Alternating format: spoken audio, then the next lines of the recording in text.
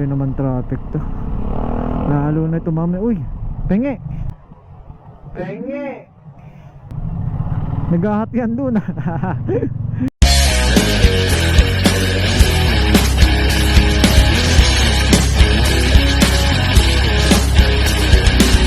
Okay, good morning mga kalagalag. So ayan, today is February 14. Alam nyo na, pagka February 14, araw ng mga puso. Happy Valentine's sa inyong lahat. Malapit-lapit na ba yung matapos Ang pala yung isdaan sa Gulayan.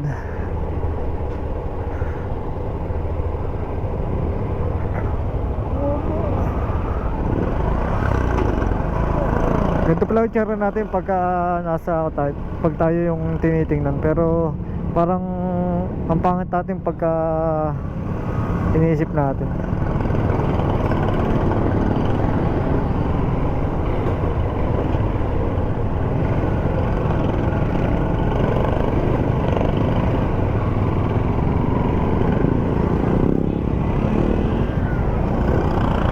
Nakita ko ang sarili ko sa salamin.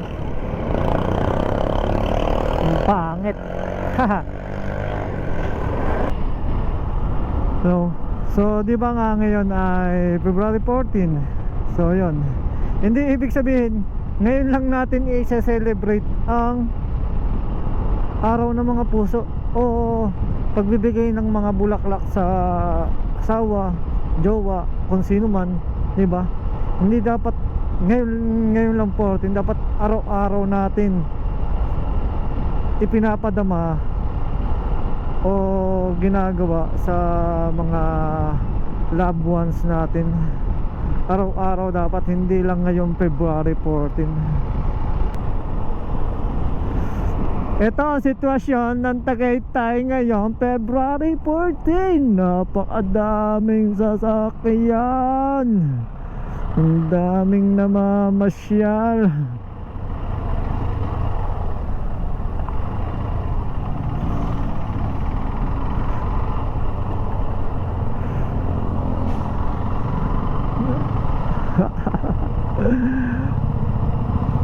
Tayo ay ganito, tamang gedli lang, you know, Big Mike. Tayo tamang gedli lang.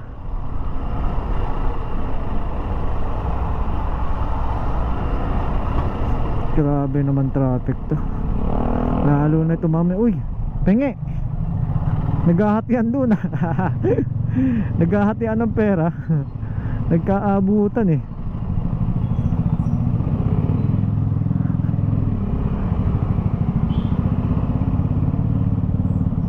Si ma'am walang date, may pasok o nag-aantay ng ka-date kasi mangot na eh. Wala pa ba ma'am ang ka-date mo? Kasi mangot na si ma'am eh. Yung pala, nakamotor.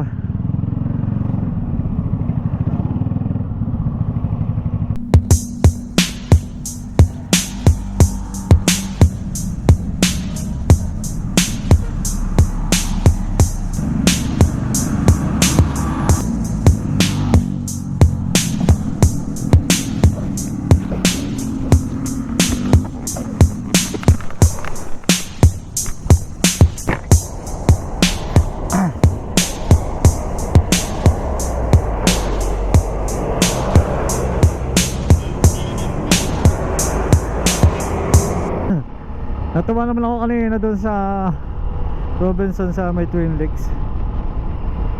Tuwa ako doon kay ate. So pero kakilala ko naman siya.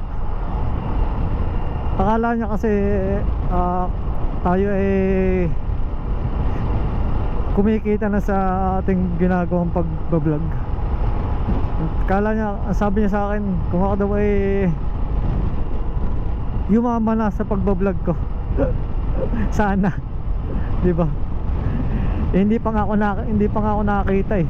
Hindi pa nga ako na ma-monetize. Sana, di ba? Kaya nga ginagawa ko, kaya nga grind ako ng grind eh. Di ba? Para matupad 'yon. Hindi man ako yumaman, at least nagkakaroon ng resulta yung pagbibideo ko, di ba?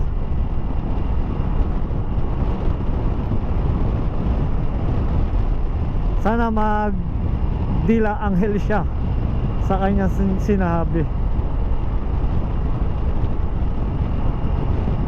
Okay. Diba sa lahat naman ng ginagawa, kailangan natin sumugal.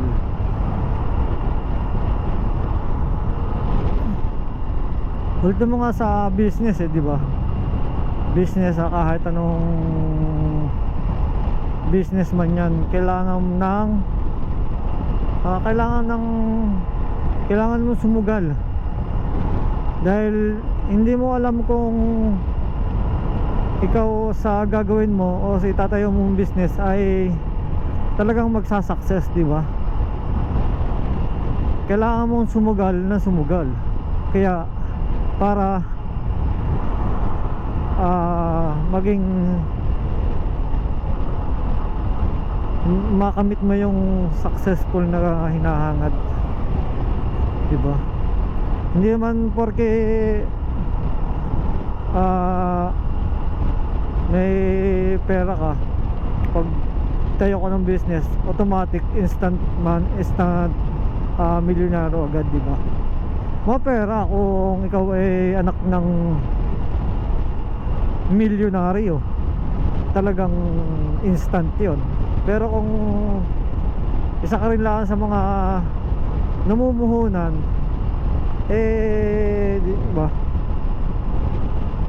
Hindi mo alam kung 50-50 ka kasi doon. Hindi mo alam kung magsasucess o hindi.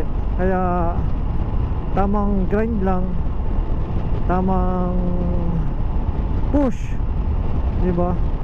Maging dapat yun, tuloy-tuloy yung ginagawa mo, hindi yung kung kailan mo lang magustuhan. Pag tinumad ka, wala, di ba? Dapat consistent yung ginagawa para yung success nandun yun, mararating mo, di ba? Ganun naman talaga po sa una eh, puro struggle. Struggle is real. Diyan ka susubukin ng panahon sa mga bagay na gagawin natin sa buhay.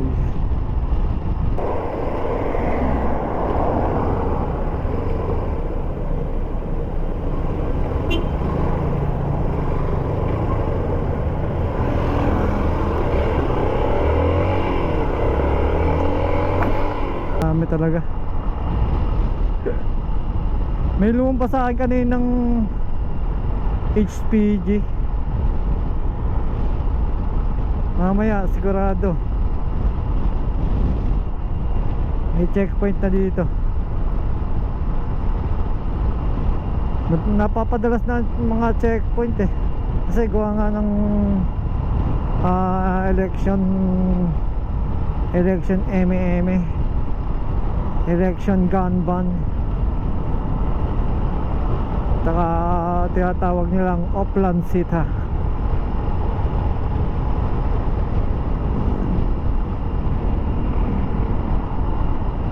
Dito pa naman, ang dami pa naman ng kon, hindi nag-helmet. Ito mo, diba?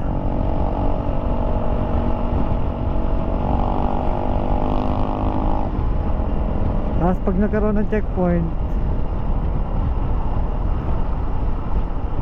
kanyang tabi sa Gedli.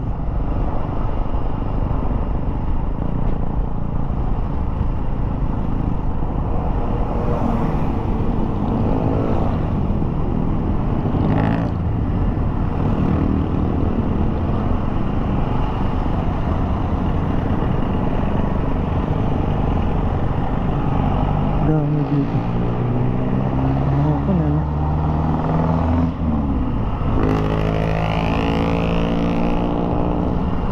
Wala nang nagagawa sa bahay ang mga yan kundi tumambay dyan kay Ligara Libiste.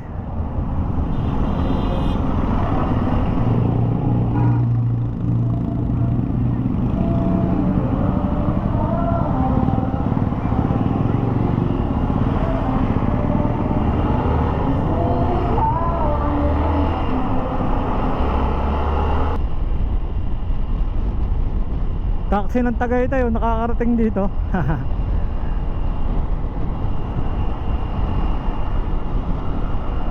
Mas umaluwan yung biyahe ng nung nagkatakas sa Tagaytay. Ewan ko lang kung magkano ang fare niyan. Dumami na rin ang biyahe sa Tagaytay. Joyride, meron na rin joyride sa Tagaytay. May mga nakapwesto na rin.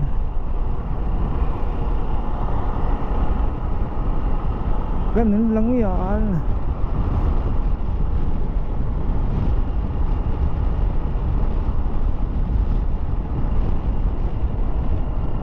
Ang dami ng way of transportation.